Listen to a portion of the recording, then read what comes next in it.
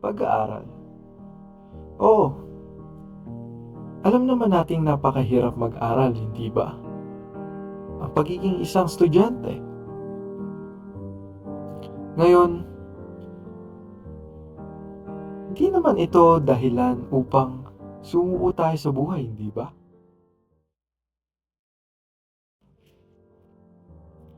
Pag-aaral. Oo, talagang experience ko pa lang sa eskwelahan na ito ay sobrang hirap. Kaming magkakaibigan ay nabuo dito sa eskwelahan na ito. Kami ay nagtutulungan kapag may assignments, homeworks, projects, and kung may mga lesson kaming hindi tayo intindihan.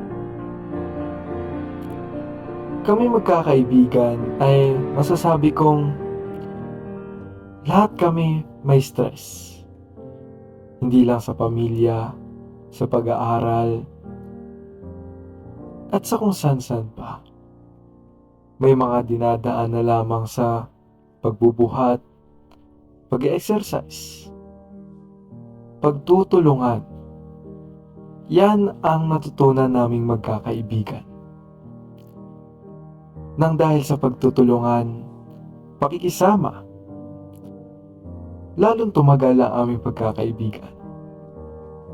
Oo, may mga time kaming talaga namang pinag-usapan namin ng mga realidad, mga plano namin sa buhay. Oo, kilala kaming mga loko-loko. Sige, pero makikita mo naman kung paano kami sa likod ng pagiging makulit at kung paano kami namumuhay, kung paano kami mag-aral, kung paano kami nagtsatsaga upang maipasa ang aming mga subjects. Tulungan, pagsasamahan, at pagbigay ng oras sa sarili. Yan ang nakatulong sa amin upang maiwasan ang stress. Ang stress ay hindi naaalis sa buhay. Ito ay nababawasan. Ito ay pwede mong libangin na lamang ang iyong sarili.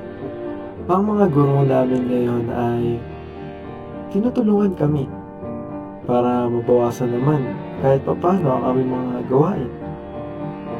Pero laking pasasalamat namin sa inyong lahat. Siguro kung wala kayo sa paligid namin ay wala rin kami. Walang masayang kami.